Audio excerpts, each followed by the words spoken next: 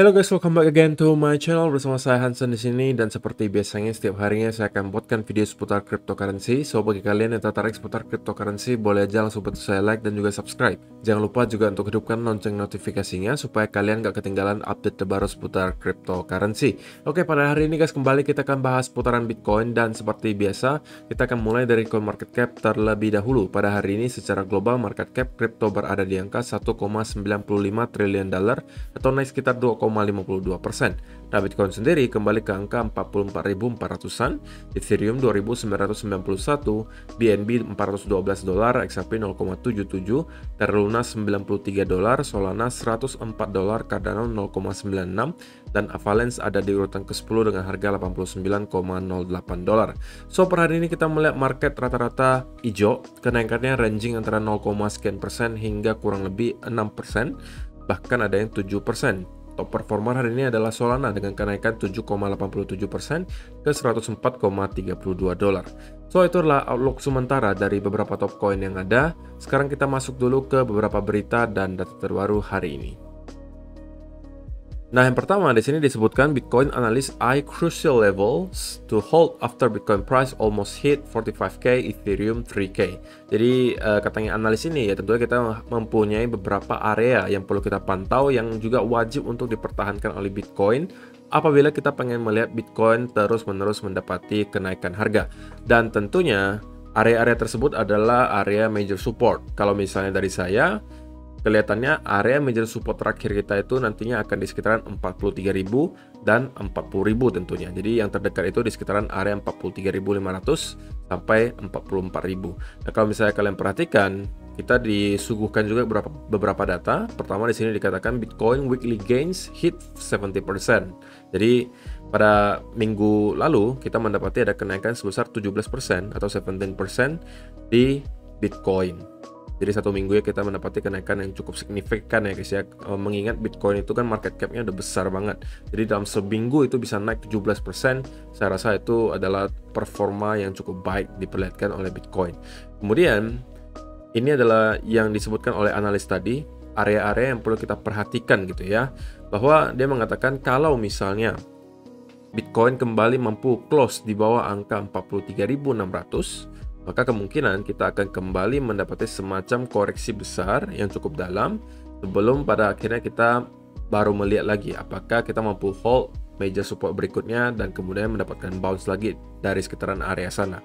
Dan ini juga sama ya dengan yang saya sebutkan tadi, di mana memang area major support terdekat nanti kita akan lihatkan di chart itu memang ada di sekitaran 43.500-an gitu ya. Dan dari segi data on-chain tentunya juga kita terus-menerus mendapatkan berita positif, dan hari ini kita melihat jumlah alamat Bitcoin yang mempunyai atau ngehold minimal 0,1 koin itu terus-menerus mengalami peningkatan. Bahkan per 1 Maret kita udah mendapati ada total sekitar 3,35 juta wallet yang hold minimal 0,1 Bitcoin, dan ini adalah grafiknya gitu guys, dimana kita mendapati ya terus-menerus lah kenaikan ya, walaupun di pertengahan jalan adalah sedikit penurunan sedikit ketika kita masuk ke awal bear market, tetapi terakhir kali kita mendapatkan sebuah penurunan yang signifikan itu hanya terjadi di sekitaran bear market kemarin, dan ada juga sedikit di bulan Mei 2021 ketika kita mendapati koreksi dari kurang lebih 64.000 ke sekitaran 29.000. Kita mendapati juga drop di jumlah alamat yang hold Bitcoin minimal 0,1. Dan selepasnya dari bulan kurang lebih Juni atau Mei 2021 kita udah terus-menerus mendapati peningkatan sampai sekarang dari segi jumlah alamat Bitcoin yang memegang 0,1 Bitcoin minimal ya. Itu yang pertama. Kemudian yang kedua juga ini adalah mungkin salah satu tabel yang sering saya perlihatkan ke kalian setiap awal bulan gitu ya, dimana kita akan memantau lagi secara historis itu seperti apa sih bulan yang akan kita jalani kali ini.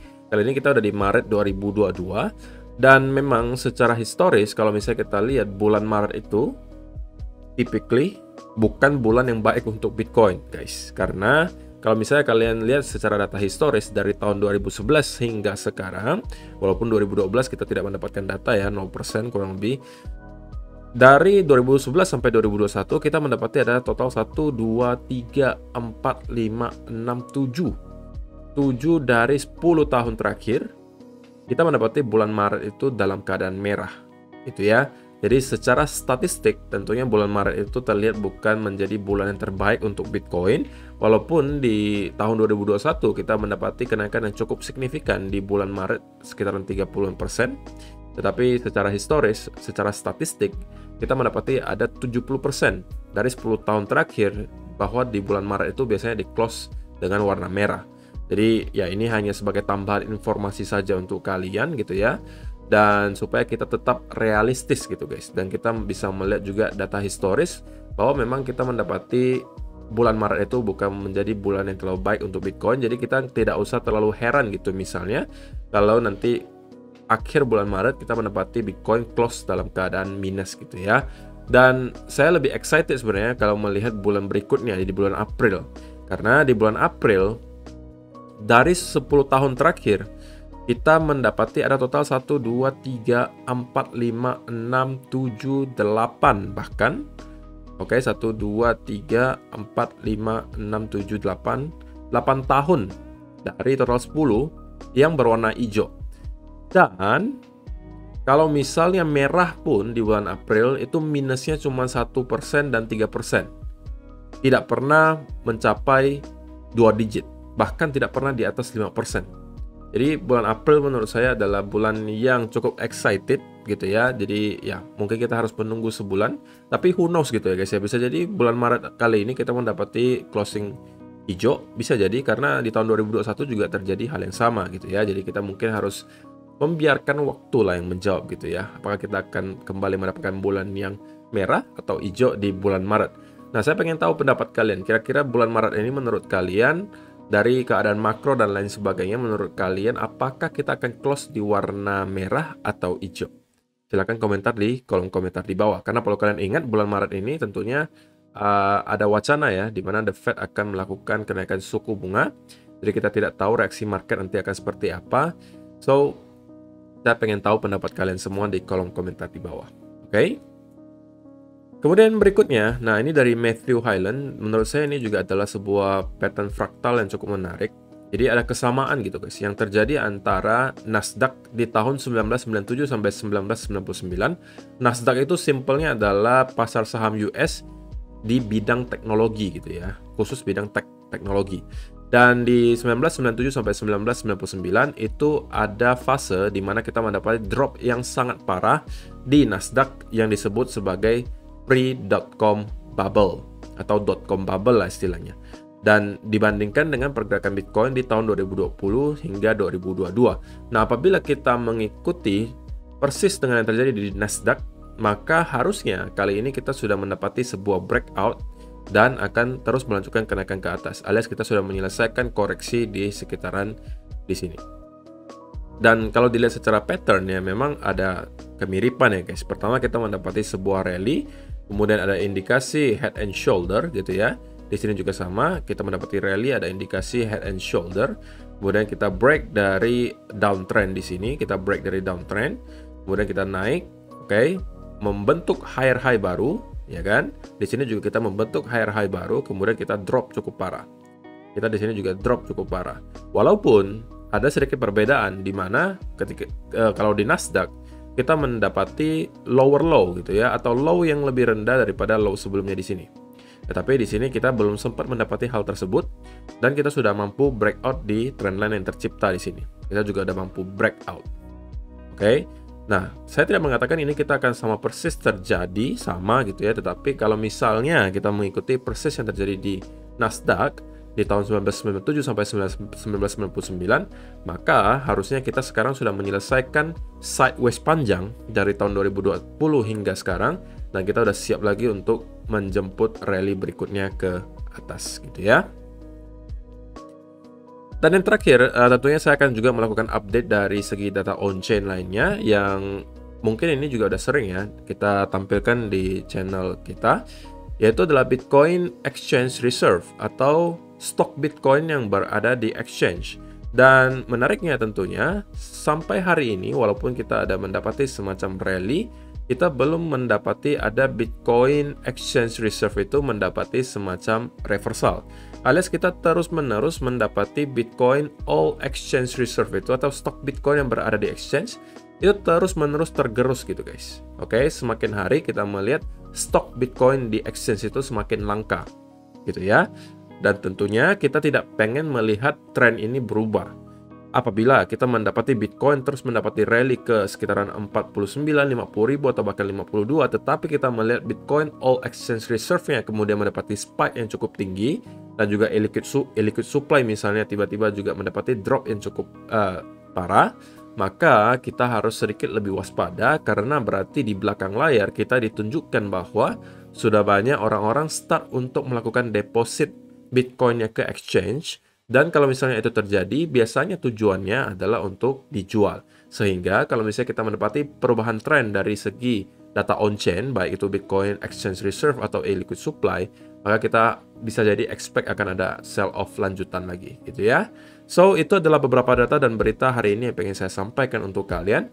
Sekarang kita masuk dulu ke chartnya Bitcoin dan kita akan mulai dari 4-hour chart, oke? Nah, di 4-hour chart ada beberapa hal yang bisa kita lihat hari ini. Pertama, kita mendapati juga indikator RSI sudah dalam keadaan yang overbought gitu ya.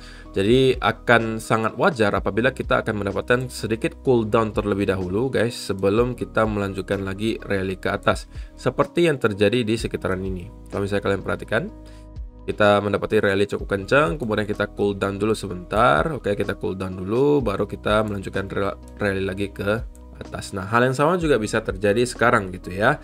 Dan ini mungkin kita harus konfirmasi lagi atau tambahkan informasinya lagi dari segi price action. Walaupun kalau misalnya jujur ngomong aja di 1-hour chart, sekarang saya tidak menemukan ada sebuah pattern yang terlalu jelas. Maka dari itu saya lebih akan memilih untuk menunggu terlebih dahulu untuk pattern berikutnya yang lebih jelas tercipta. Nah, saya udah sampaikan juga kemarin bahwa saya kan masih ada hold posisi saya ketika saya buy di sekitaran di sini ya.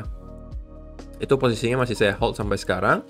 Dan saya juga ada mengatakan kalau misalnya nanti kita dikasih sebuah pattern continuation yang jelas dan kita dikasih breakout dari pattern continuation tersebut, misalnya nih kita mendapati bull flag atau falling wedge, apapun itu yang menunjukkan bahwa kita kemungkinan akan kembali melanjutkan kenaikan ke atas dan kita breakout dari pattern tersebut, maka saya kemungkinan akan menambahkan posisi. Tetapi kalau misalnya tidak dikasih pattern continuation yang jelas, maka saya akan tetap wait and see saja. Oke, karena posisi saya kan masih ada nih. Kalau naik ya syukur, berarti saya cuannya makin banyak gitu ya. Kalau misalnya tidak, kalau misalnya kita ternyata mendapati koreksi, oke, karena kita juga ada mendapati indikator RSI di 4-hour chart itu dalam keadaan overbought. Di indikator RSI 1-hour chart juga tentunya kita mendapati semacam bearish divergence gitu ya, walaupun sedikit. Dan kita kemungkinan bisa mendapati semacam cool down. Oke, kalau misalnya kita breakdown lagi, maka patokan saya ada tetap berada di sekitaran trendline di sini. Selama kita mampu hold di atas trendline ini, maka secara midterm saya masih akan ada dalam keadaan bullish gitu ya. Jadi kalau misalnya ternyata kita dikasih pattern continuation di sini, selama kita tidak breakdown dari trendline di sini, saya akan kemungkinan menambahkan posisi ketika kita breakout dari pattern tersebut. Tapi kalau misalnya yang terjadi adalah ternyata kita tidak mampu hold trendline di sini, oke, dan kemudian kita malah breakdown lagi di bawah angka 40.000, maka yang akan saya lakukan berikutnya adalah saya akan langsung menggeser stop loss saya sedikit di atas entry level saya yang berada kurang lebih di sekitaran sini, sehingga apapun yang terjadi di market kali ini saya tidak akan lagi loss. Yang terjadi hanya pilihannya dua, antara saya cuannya semakin banyak atau cuan saya semakin sedikit. Itu aja, simple gitu ya. Dan untuk target berikutnya sebenarnya belum berubah guys. Untuk area-area atau level-level berikutnya yang harus kita pantau apabila Bitcoin terus melanjutkan kenaikan ke atas, itu tentunya akan berada di sekitaran area 50 sampai 53.000 di sini. Namun tentunya hadangan pertama yang harus kita lewati adalah di sekitaran area 46.000. Kenapa? Karena tentunya para bear atau para penjual akan mencoba untuk mendorong harga agar tidak mampu untuk break di atas area ini. Karena kalau misalnya kita sampai mampu break di atas area 46.000 di sini, maka secara teori kita sudah akan membentuk higher high. Gitu ya, tetapi catatannya itu kita mampu break dan close di atas ya guys, bukan hanya break kemudian down lagi. Ini berarti kan fake out gitu ya. kita harus mampu break di atas, kemudian consolidate atau stay di atas area tersebut, maka kita kemungkinan sudah membentuk higher high baru. Nah, kenapa para bear nggak mau hal tersebut terjadi? Karena kalau misalnya kita membentuk higher high baru, maka secara teori kita sedang berada dalam keadaan trend bullish. Dan itu bisa menciptakan semacam confidence lagi kepada para investor yang sekarang masih dalam keadaan menunggu atau wait and see di sideline untuk mungkin start untuk masuk ke market. Dan itu bisa mendorong harga untuk kembali naik ke atas. Gitu ya, jadi kemungkinan saya juga akan memantau apabila kita nyampe ke sekitaran sini. Saya rasa kita akan melihat semacam perlawanan gitu ya dari para bear. Jadi saya tidak akan heran apabila kita akan mendapati semacam konsolidasi di sekitaran sini sebelum kita dapat melanjutkan kenaikan lagi ke atas gitu ya. So untuk outlooknya per hari ini saya rasa segitu aja guys. Untuk patternnya secara short term sebenarnya belum terlalu jelas bagi saya. Jadi sekarang menurut saya itu masih no trade zone, alias saya masih akan tetap memilih wait and see terlebih dahulu sebelum saya mulai confident lagi terhadap pattern yang tercipta dan saya baru akan mencari setup lainnya gitu ya. So itu aja sih untuk hari ini guys. Terima kasih yang sudah menonton sampai selesai. Semoga bermanfaat video hari ini. Terima kasih yang sudah bantu like selama ini. Kalau misalnya kalian suka juga dengan video kali ini, mohon bantuan like-nya. Dan kita akan bertemu lagi di video yang berikutnya. Bye-bye.